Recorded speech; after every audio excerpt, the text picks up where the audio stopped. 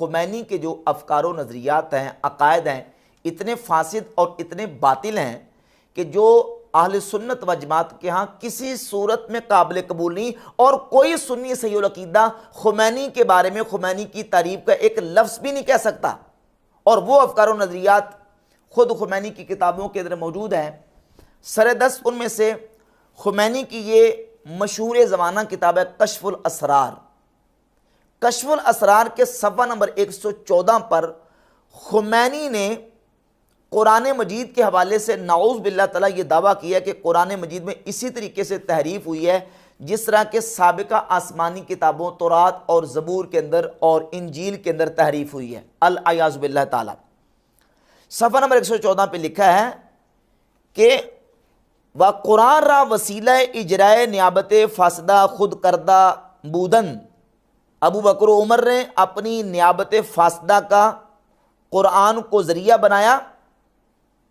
آیات را از قرآن بردارن، انہوں نے قرآن سے آیات کو نکال دیا۔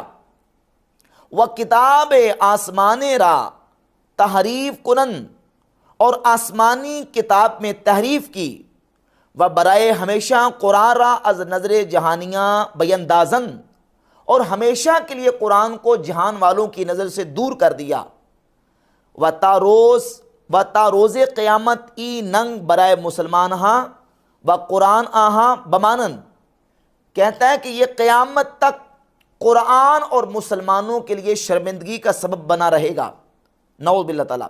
و ہما عیب را کہ مسلمانان با کتاب یہود و نصارہ می گرفتن، ہر وہ عیب جو مسلمان یہود و نصارہ کی کتابوں کے حوالے سے پکڑتے ہیں، عینن برائے خود ایہاں ثابت شود، کہتا ہے کہ بعین ہی اسی طریقے سے ان کی اپنی کتاب قرآن کے اندر وہ عیب موجود ہے جو یہودیوں اور عیسائیوں کی کتاب کے بارے میں یہ کلیم کرتے ہیں۔ ظاہر ہے مسلمانوں کا یہ نظریہ ہے کہ یہودیوں اور عیسائیوں کی کتابوں کے اندر تحریف ہوئی ہے، تو خمینی کہتا ہے جس طرح یہودیوں اور عیسائیوں کی کتابوں کے بارے میں مسلمان دعویٰ کرتے ہیں، بعین ہی وہ عیب ان کی اپنی کتاب قرآن کے اندر موجود ہے، اور وہ عیب یہ ہے کہ نعوذ باللہ تعالیٰ قرآن کے اندر تحریف ہوئی ہے، اور یہ تحریف کس نے کی ہے؟ ابو بکر اور عمر رضی اللہ تعالیٰ عنہما نے، نعوذ باللہ تعالیٰ۔ اور اسی کتاب کشف الاسرار کے صفحہ نمبر 107 پہ خمینی نے یہ کہا ہے کہ میں ایسے خدا کی عبادت نہیں کرتا جس نے معاویہ اور عثمان جیسے بدقماشوں کو حکومت دی ہے، العیاذ باللہ تعالیٰ، نعوذ باللہ تعالیٰ۔ اور اسی کتاب کشف الاسرار کے صفحہ نمبر 119 پہ اور 153 پہ خمینی نے سیدنا عمر فاروق رضی اللہ تعالی عنہ کو کافر قرار دیا۔ اسی کتاب کشف الاسرار کے صفحہ نمبر 110 پہ خمینی نے سیدنا ابو بکر صدیق اور حضرت عمر فاروق رضی اللہ تعالی عنہما کو نعوذ باللہ تعالیٰ یہ لکھا کہ انہوں نے قرآن کے احکام کو بدل دیا، قرآن کے حلال کو حرام قرار دے دیا اور حرام کو حلال قرار دے دیا۔ صحابہ اکرام علیہم رضوان کے اوپر اس قدر خمینی نے بہتان لگایا اور ان کی گستاخی اور توہین کا ارتکاب کیا، اور یقیناً یہ واضح طور پر کفریہ عقائد ہیں جو خمینی نے اپنی کتاب کشف الاسرار کے اندر لکھے۔ اور اس کے علاوہ خمینی کی ایک اور کتاب ہے حکومت اسلامی، یہ فارسی نسخہ ہے، اور اس کے عربی نسخہ کے صفحہ نمبر 52 پہ 52 پہ خمینی نے یہ عقیدہ لکھا ہے، اور لکھا کہ وَإِنَّ مِن ضُرُورِيَاتِ مَذْهَبِنَا أَنَّ لِآئِمَتِنَا مَقَامًا لَا يَبْلُغُهُ مَلَكٌ مُقَرَّبٌ وَلَا نَبِيٌّ مُرْسَلٌ، کہتا کہ ہمارے مذہب شیعہ کی ضروریات میں سے ہے کہ آئمہ اہل بیت کا اتنا بلند مقام ہے کہ کوئی مقرب فرشتہ بھی وہاں نہیں پہنچ سکتا اور کوئی نبی مرسل بھی اس مقام تک نہیں پہنچ سکتا۔ یہ الحکومت الاسلامیہ کے صفحہ 52 پہ خمینی نے عقیدہ لکھا ہے، اور یہ عقیدہ کہ آئمہ اہل بیت کو نبیوں سے افضل قرار دینا یہ اہل سنت و جماعت کے ہاں بالاتفاق کفری عقیدہ ہے۔ امام قاضی ایاز مالکی علیہ رحمہ اپنی کتاب الشفاء بتعریف حقوق المصطفیٰ صلی اللہ علیہ وآلہ وسلم کی جلد نمبر 2 صفحہ نمبر 280 پہ لکھتے ہیں وَكَذَلِكَ نَقْطَعُ بِتَكْفِيرِ غُلَاةِ الرَّافِضَةِ فِي قَوْلِهِمْ إِنَّ الْأَئِمَّةَ أَفْضَلُ مِنَ الْأَنْبِيَاءِ فرماتے رافضیوں کا یہ قول کہ آئمہ نبیوں سے افضل ہیں، اس قول پر ان غالی رافضیوں کی ہم قطعی طور پر تکفیر کرتے ہیں جو یہ عقیدہ رکھتے ہیں اور جو یہ قول کرتے ہیں۔ یہ اہل سنت و جماعت کے ہاں متفقن علیہ نظریہ اور عقیدہ ہے کہ جو کسی غیر نبی کو نبی سے افضل قرار دے ہم اس کی قطعی طور پر تکفیر کرتے ہیں۔ یہ قاضی ایاز مالکی رحمۃ اللہ علیہ نے الشفا میں لکھا۔ اور اس سے ملتی جلتی بات ایک شیعہ کا بڑا عالم ہے فرمان علی، جس کا یہ قرآن مجید کا ترجمہ بھی ہے، ترجمہ فرمان علی۔ یہ میرے پاس جو ہے یہ عمران بک کمپنی لاہور سے چھپا ہے۔ اس کے صفحہ نمبر 97 پہ سورہ آل عمران کے 94 پہ سورہ آل عمران کی آیت نمبر 78 کے تحت حاشیے میں لکھا ہے، حضرت علی فرماتے ہیں کہ دو شخص میرے بارے میں گمراہ اور داخل جہنم ہوئے، ایک وہ جو میری دوستی میں افراد کر کے مجھے میرے درجہ سے آگے بڑھا دیتا ہے، اور دوسرا وہ جو میرے مرتبہ سے گھٹا دیتا ہے۔ اس سے ثابت ہوا کہ جو لوگ آپ کے فضائل کی خواہ مخواہ تعویلیں کرتے ہیں یا کسی امام کو نبوت یا خدائی درجہ تک پہنچا دیتے ہیں وہ خارج از ایمان ہیں۔ شیعہ عالم فرمان علی نے بھی سورہ آل عمران کی آیت نمبر 78 کے تحت حاشیے میں لکھا ہے کہ جو کسی امام کو خدائی درجے تک یا نبوت کے درجے تک بڑھا دیتا ہے وہ خارج از ایمان ہے۔ اب خمینی صاحب کے عقائد و نظریات میں نے آپ کے سامنے بیان کر دیے۔ ان عقائد و نظریات کی موجودگی میں کوئی سنی صحیح العقیدہ سنی مسلمان خمینی کے بارے میں پازیٹیو اور مثبت رائے نہیں رکھ سکتا۔ اور یہ شمس الرحمان مشتی صاحب کیا کہہ رہے ہیں کہ ہم حسینی کہلا ہی اس صورت میں سکتے ہیں، کہلانے کے حقدار ہی تب ہو سکتے ہیں جب خمینی کی مطابقت کریں۔ اور خمینی کی مطابقت کیا کرنی ہے؟ نعوذ باللہ تعالیٰ خمینی کے افکار و نظریات آپ دیکھ لیں۔ اور اسی کتاب کشف الاسرار کے صفحہ نمبر 121 پر خمینی نے اپنے چاہنے والوں کو کہا ہے کہ آپ نے اگر اپنا عقیدہ بچانا ہے تو آپ ملا باقر مجلسی کی کتابوں کو پڑھیں۔ ملا باقر مجلسی کون ہے؟ ملا باقر مجلسی کی کتابوں میں کیا لکھا ہوا ہے؟ بہت ساری کتابوں کے اندر بہت سارے کفریات ہیں۔ میں صرف ایک تو آپ کے سامنے عبارت پیش کر دیتا ہوں، اور یہ کتاب ہے ملا باقر مجلسی کی حیات القلوب، موچی دروازہ لاہور سے چھپی ہے۔ اس کی جلد نمبر 2 ہے اور صفحہ نمبر 787 پہ باقر مجلسی نے لکھا ہے کہ زیادہ تر علماء شیعہ کا یہ اعتقاد ہے کہ جناب امیر اور تمام ائمہ علیہم السلام تمام انبیاء سے افضل ہیں، نعوذ باللہ تعالیٰ۔ اور پھر اسی کتاب حیات القلوب کی جلد 2 صفحہ نمبر 900 پر سیدہ عائشہ صدیقہ اور حضرت حفصہ رضی اللہ تعالی عنہما کو کافرہ لکھا۔ اور پھر صفحہ نمبر 901 پہ لکھا کہ امام مہدی قرب قیامت آئیں گے تو سیدہ عائشہ رضی اللہ تعالی عنہا کو ان کی قبر سے نکال کر ان پر کوڑوں کی حد جاری کریں گے، العیاذ باللہ تعالی۔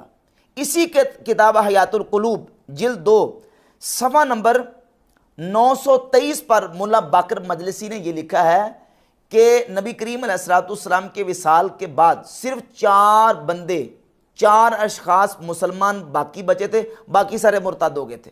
یہ ہیں عقائد و نظریات ملا باقر مجلسی کے، اس کی کتابوں کے اندر جن کتابوں کو پڑھنے کی دعوت دے رہے ہیں خمینی صاحب کہ ان کتابوں کو پڑھا جائے۔ تو ان عقائد و نظریات اور ان نظریات کی موجودگی میں کوئی صحیح العقیدہ سنی مسلمان خمینی کے بارے میں پازیٹیو اور مثبت رائے نہیں رکھ سکتا۔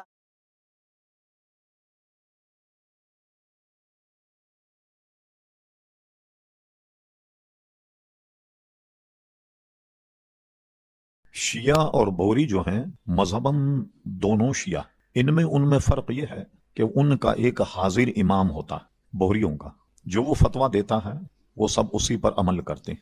شیعہ حضرات کا مذہب یہ ہے کہ 12 اماموں میں یہ 12 امام ہمارے بھی امام ہیں، اور سب اہل سنت و جماعت حضرات امام مہدی رضی اللہ تعالی عنہ کو وہ 12واں امام مانتے ہیں، جس کو حاضر الزمان وہ کہتے ہیں۔ کبھی شیعوں کے دروازے پہ آپ نے دیکھا ہوگا، ہماری علامت یہ ہے نا کہ عموماً ہمارے گھروں میں مسجد میں الصلاۃ والسلام علیکہ یا رسول اللہ، وہ یہ لکھتے ہیں السلام علیکہ یا امام حاضر الزمان، اس قسم کے الفاظ وہ لکھتے. تو وہ امام مہدی کو اپنا امام مانتے ہیں اس دور، اور ان کا عقیدہ یہ ہے کہ وہ پیدا ہو گئے اور کسی غار میں ہیں، قرب قیامت میں وہ تشریف لائیں گے اور غار سے نکلیں گے. اور یہ جو کہتے ہیں کہ قرآن مجید جو ہمارے پاس ہے یہ مکمل نہیں ہے، کہتے ہیں یہ مکمل قرآن انہی کے بغل میں دبا ہوا ہے، اور جب آئیں گے تو اصل قرآن لے کر کے آئیں گے. اور یہ کمبخت اتنے عاقبت نا اندیش ہے کہ اس قرآن مجید فرقان حمید کو بیاض عثمانی کہتے ہیں کہ یہ حضرت عثمان رضی اللہ عنہ کی کتاب ہے. حالانکہ پوری امت کا اس پر اجماع ہے کہ جو قرآن مجید موجود ہے اصل قرآن یہی ہے جو الحمد شروع ہو کر والناس تب ختم ہوتا. پورے اکابر علماء کا اس پر اتفاق ہے. اور خود جب قرآن مجید جمع ہوا تو پورے صحابہ کرام علیہم رضوان نے اس سے اتفاق کیا. سب سے بڑی اجماع امت جس کو کہتے ہیں. تو اب بوہری لوگ اس زمانے میں اپنے وقت کا امام مانتے ہیں، اس امام کی وہ تقلید کرتے ہیں یا سب کچھ اسی کو مانتے ہیں. اور اس میں عموماً کتنے ہی بڑا آدمی ہو، کیلنڈر کے حساب سے یا ان کا امام کہتا ہے تو ایک دن پہلے ہمارے سے روزہ رکھ اور ایک دن پہلے عید کرتے ہیں. ایک کیلنڈر کے حساب سے سمجھے چلتے ہیں، ان میں چاند وغیرہ دیکھنے کی کوئی وہ نہیں. یہاں تک کہ ابراہیم جی جو مشہور قانون داں اور جسٹس، وہ جب گورنر بنے، گورنر تو مرکز کا نمائندہ ہوتا، یہ تو ہمارے سنی اپنے آپ کو شرماتے برگشتہ ہوتے ہیں. وہ بحیثیت گورنر کے بھی ایک دن پہلے روزہ رکھتا تھا اور اخبار میں فوٹو چھپتی تھی. تمام قوم کے جو لیڈر ہیں جو نماز پڑھتے ہیں وہ ایک دن پہلے نماز پڑھتا تھا. اتنی ان میں وہ سختی. وہ اپنے حاضر امام کو جو ہے وہ سب کچھ مانتے ہیں. آغا خانیوں کا معاملہ ان سے بالکل جدا.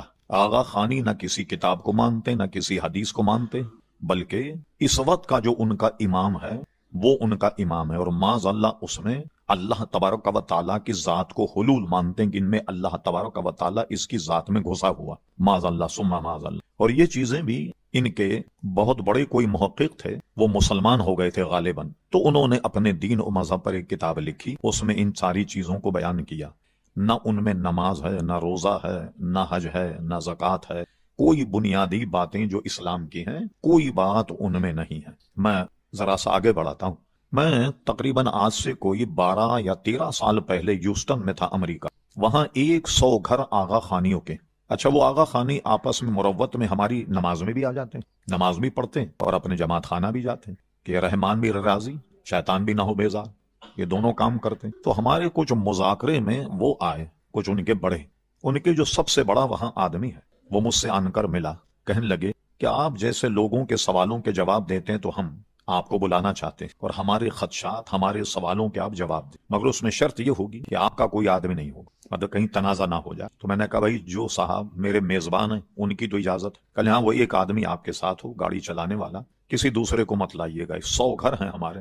ایک بڑے حال میں انہوں نے اہتمام کیا اور جو کچھ اسلام کے خلاف وہ بوچھار کر سکتے تھے، گھنٹے 2 گھنٹے سب انہوں نے کیا. کرنے میں انہوں نے کیا کیا، میں نے سب کے جواب دیے تسلی بخش. تو کہنے لگے ایک مسئلہ ہمیں بتائیے. میں نے کہا وہ کیا ہے؟ کہنے لگے جہاں تک اسلام نہیں پھیلا ابھی وہاں کے انسانوں کا آپ کے بارے میں کیا، جہاں نماز پہنچی، نہ روزہ پہنچا، نہ نبی کریم علیہ السلام کی دعوت پہنچی، ان کے متعلق آپ کا کیا؟ تو میں نے کہا جناب بلا وجہ آپ پریشان ہیں، ہماری تو بہت بڑی فتاوی کی کتاب فتاوی عالمگیری میں یہ جزیہ موجود ہے کہ خدا نہ خواستہ آپ کے بقول کہ کسی جگہ اسلام نہیں پہنچا، لیکن وہاں کے لوگ اگر اپنا کوئی خدا مانے کہ ہمارا پیدا کرنے والا خالق اور مالک ہے تو بھی ان کی نجات ہو جائے گی. حضور کی دعوت ان تک نہیں پہنچی، اسلام ان تک نہیں پہنچا، یہ تو ہماری کتابوں میں موجود ہے مسئلہ. کہنے پھر آپ کے مولوی کیوں نہیں بتاتے؟ تو میں نے کہا نہیں بتاتے تو آپ نے پوچھا نہیں ہوگا وغیرہ وغیرہ. اس پر گفتگو. کہنے لگے ہم کل آپ کی تقریر میں تھے تو آپ نے ایک سوال کے جواب میں یہ کہا، کیونکہ آپ جانتے ہیں کہ جب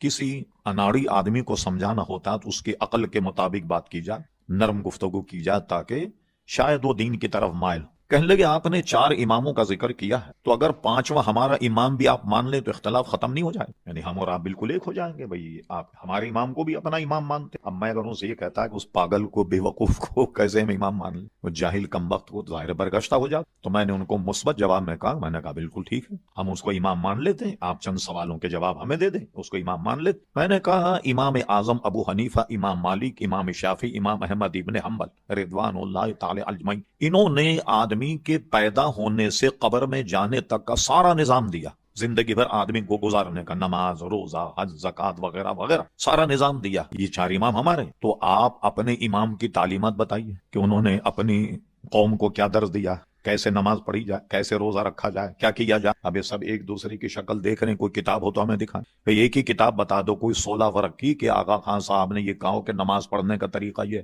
تو اب ایک آدمی کے پاس کوئی ضابطۂ حیاتی نہیں ہے، کچھ ہے نہیں، اب اس کو امام کیسے مان لیں؟ اب لائیے ان کی تعلیمات کو. وہ بالکل خاموش ہو گئے. پھر خاموش ہونے کے بعد تھوڑا سا ان کو شاٹ یہ لگا کہ بہت بڑی دعوت کا انہوں نے اہتمام کیا. ظاہر ہے کہ سب آدمی ان کے 500-600 آدمی 100 گھر کے. تو میرے سامنے رکھا. میں نے کہا میں تو گوشت کھاتا نہیں. کہ نہیں آپ کے میزبان نے ہمیں نہیں بتایا، ہم نے سارا اہتمام آپ کے لیے کیا. میں نے کہا نہیں آپ کو گھبرانے کی ضرورت نہیں. میں تو جو رائتا ہے نا دہی کا بنا ہوا، اس 1 روٹی کھا لوں گا. میں اتنی کھا لیتا ہوں جتنا زندہ رہنے کے لیے آدمی کو ضرورت ہوتی. میں نے الحمدللہ رائتا سے روٹی کھا لی اور ان کے سوالوں کا جواب دے کے ان سب کو میں نے لاجواب کر دیا. اب اس دین کے پاس کوئی حیات کا طریقہ ہی نہیں، ضابطے حیات ہی نہیں. نہ نماز ہے، نہ روزہ ہے، نہ حج ہے، نہ زکات ہے. وہ کیا مذہب ہوگا؟ صرف جاتے ہیں آغا خان کا فوٹو لگا ہوا ہے، اس کے سامنے بیٹھ کر کے پتہ نہیں کیا کچھ پڑھتے ہیں یا اس کو سلام کرتے ہیں. اور سب آدمی اپنے اپنے گھروں سے کھانا لے کر آتے ہیں اپنے ٹپن میں، اور سب مل کر کے بیٹھ کر کھانا کھا کے بس نشیستن، گفتن، خوردن، نوشتن، برخاستن، بس یہ ان کا مذہب ہے. کھاؤ پیو اور اپنے اپنے گھر چلے جاؤ. اب ظاہر یہ کیا مذہب ہوگا؟ ٹھیک. اچھا اب بہت سے لوگ کہتے ہیں کہ بھئی اگر یہ ہیں تو آپ ان کو کافر قرار کیوں نہیں دے؟ دیکھیے کافر قرار دینا یہ حکومتی سطح پر. آغا خانی، بوہری، یہ 2 فرقے ایسے ہیں کہ خدا نہ خواستہ، لاکھ مرتبہ خدا نہ خواستہ کوئی آدمی ان کے پاس جائے، انہوں نے کہا بھائی واہ آپ کا مذہب تو بہت اچھا ہے، ہم آغا خانی ہونا چاہتے ہیں، کیا کرنا چاہیے؟ انہوں نے کہا جائیے اب گھر تشریف لے جائیے، ہمیں آپ کی ضرورت نہیں. اسی طرح بوریوں کے پاس جائیے کہ میں کوئی بوری ہونا چاہتا ہوں، کہ نہیں گھر بیٹھیے ہمیں ضرورت نہیں. تو یہ طبقہ وہ ہے جو تبلیغ نہیں کرتا. آپ دیکھیں گے جہاں بوری ہیں نہ محلے سے کبھی لڑائی ہو گئی، نہایت امن سکون کے ساتھ رہتے. تو یہ اس کے بارے میں کوئی منفی پروپاگنڈا ہوتا ہی نہیں ہے، نہ کوئی ان کا ذکر کرتا ہے نہ کچھ کرتا. مسائل اگر کوئی پوچھے تو ہم یہ کہہ دیں کہ جو دین کے ہمارے بنیادی اصول کو یہی نہیں، کوئی بھی اگر نہیں مانے تو وہ دائرے اسلام سے خارج. شیعہ حضرات سے دوستی اور رشتہ داری کتنی ہے؟ اوہو یہ تو ہلاکت ہے مولانا. ہم تو یہاں آپ تو چونکہ پہلی دفعہ شاید آئے ہیں غالباً، تو اس میں تو علامہ امام عقیلی جو حدیث فقہ کے بہت بڑے امام ہیں، یہ چند حدیثوں کے اقتباسات ہیں. کوئی ایک آدھ جملہ ابن ماجہ شریف میں ہے، کہیں ابو داؤد میں ہے، اور سب کو مجموعی طور پر انہوں نے یوں بیان کیا. اور اعلی حضرت فاضل بریلوی نے امام عقیلی سے فتاوی رضویہ میں نقل کیا کہ بد مذہب بے دین لوگوں کے لیے فرما ولا تشاربہم، ان کے ساتھ پانی مت پیو، ولا تواکلہم، ان کے ساتھ کھاؤ مت، ولا تناکحہم، ان کے ساتھ نکاح مت کرو، ولا تصلوا معہم، ان کے ساتھ نماز مت پڑھو، ولا تصلوا علیہم، وہ مریں تو ان پہ نماز مت پڑھو، فإیاکم وإیاہم، نہ تم ان کے پاس جاؤ نہ وہ تمہارے پاس آئیں، ایسا نہ ہو کہ تمہیں گمراہ کر. علامہ امام جلال الدین سیوطی رحمت اللہ تعالی علیہ موت کے عنوان پر ایک کتاب لکھی، اور بڑی مارکات العرا کتاب ہے کہ موت کسے کہتے اور وہ کیسے آتی، اور جب موت آدمی پہ طاری ہو تو اس کو کتنی اذیت ہوتی اور کتنی پریشانی ہوتی. اس پر ہم نے ہمارے انٹرنیٹ ہے ahlsunnat.net، اس پہ 3 تقریریں ہیں موت سے متعلق، وہ آپ کبھی فرصت میں سن لیجئے گا. امام سیوطی نے لکھا بڑی سنت کے ساتھ کہ ایک شخص جان کنی کے عالم میں،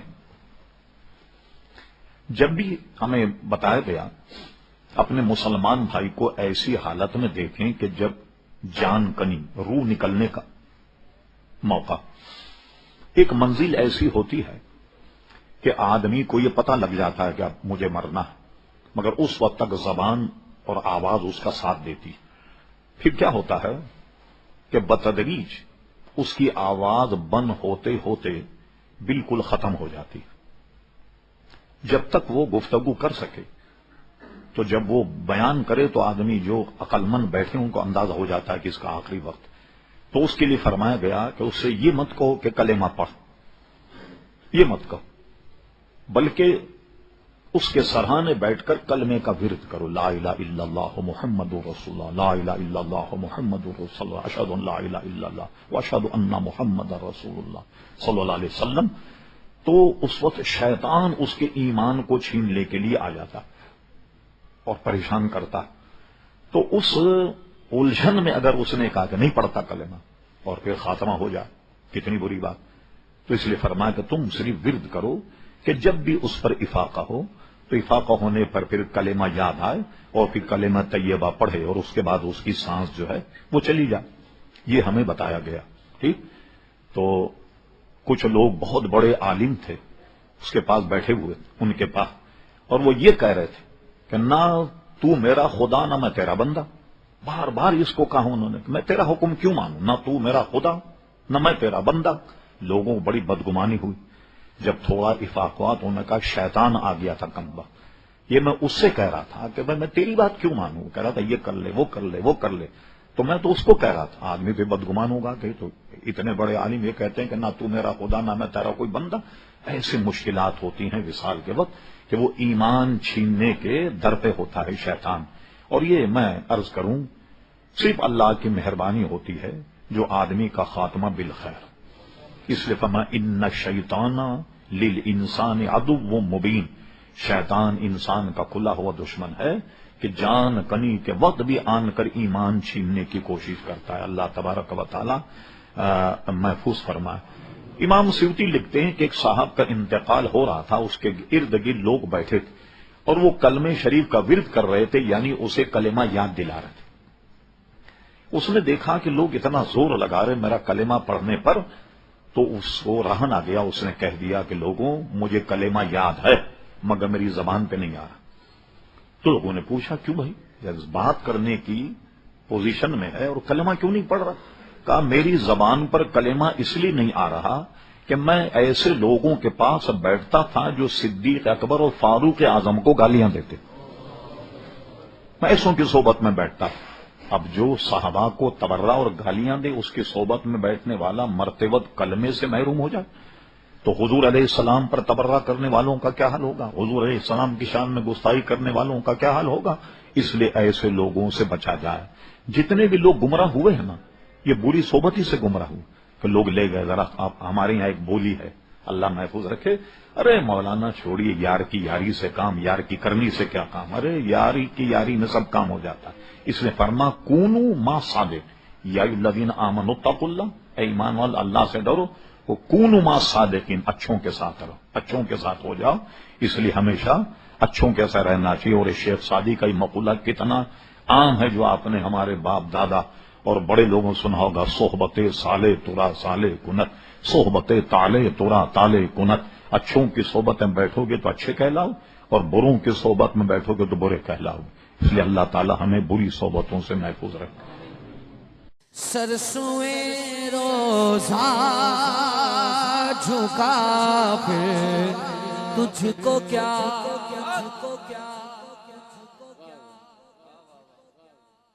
سرسوئے روزہ جھکا پھر تجھے کو کیا، سرسوئے روزہ جھکا پھر تجھے کو کیا، سرسوئے روزہ جھکا پھر تجھ کو کیا، دل تھا ساجد نجدی پھر تجھے کو کیا، دل تھا ساجد نجدی پھر تجھے کو کیا. بیٹھتے اٹھتے مدد کے واسطے، بیٹھتے اٹھتے مدد کے واسطے، سنیے ہاتھ اٹھا کر بولے یا رسول اللہ کہا پھر تجھے کو کیا، یا رسول اللہ کہا پھر تجھے کو کیا، یا رسول اللہ کہا پھر تجھے کو کیا.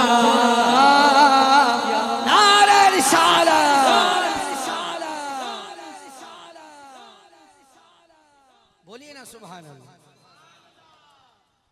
کا نماز کے بعد ہاتھ باندھ کے سلام کیوں پڑھا، کھڑے ہو کے کیوں پڑھا، بیٹھ کے کیوں پڑھا؟ میں نے کہا چپ، یا رسول اللہ کہا پھر تجھے کو کیا، یا رسول اللہ کہا پھر تجھے کو کیا۔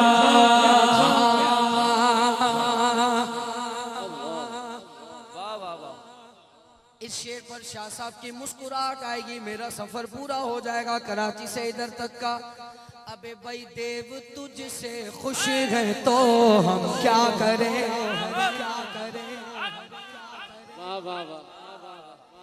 دیو تجھ سے خوش ہے تو ہم کیا کریں، دیو تجھ سے خوش ہے تو ہم کیا کریں، الحمدللہ ہم سے راضی ہے خدا پھر تجھے کو کیا، ہم سے راضی ہے خدا پھر تجھے کو کیا۔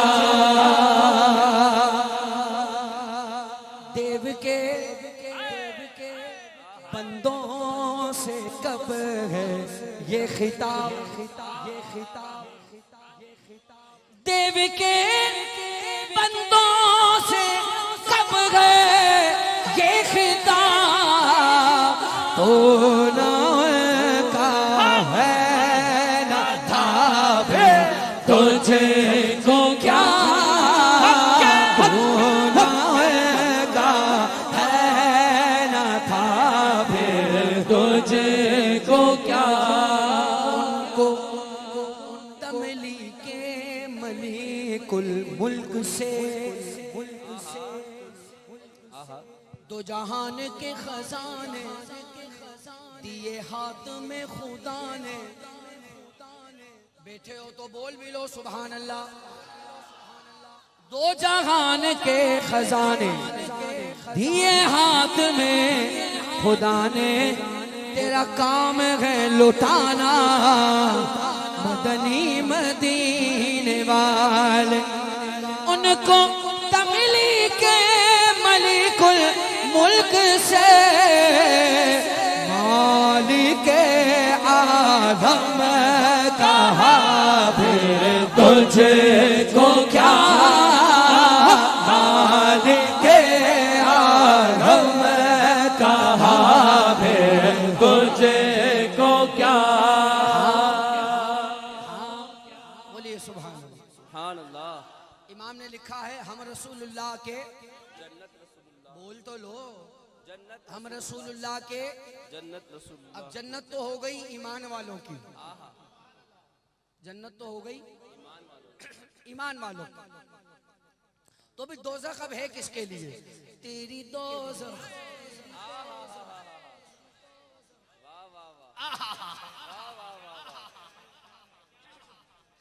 تیری دوزخ سے تو کچھ چھینا نہیں، تیری دوزخ سے تو کچھ چھینا نہیں، خلد میں پہنچا رضا پھر تجھے کو کیا، خلد میں پہنچا رضا پھر تجھے کو کیا، سر سوئے روزہ جھکا پھر تجھ کو کیا۔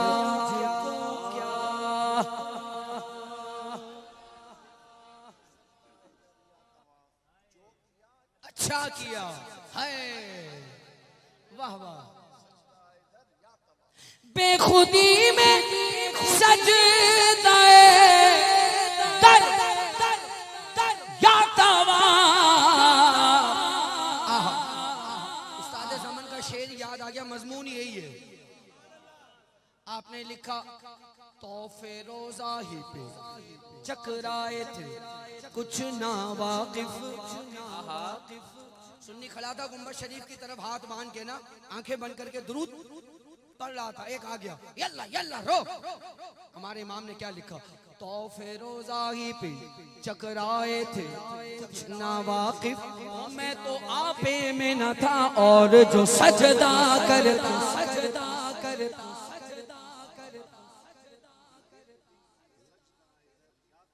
بے خودی میں سجدہ در یا توا جو کیا اچھا کیا پھر تجھ کو کیا جو کیا اچھا کیا پھر تجھ کو کیا.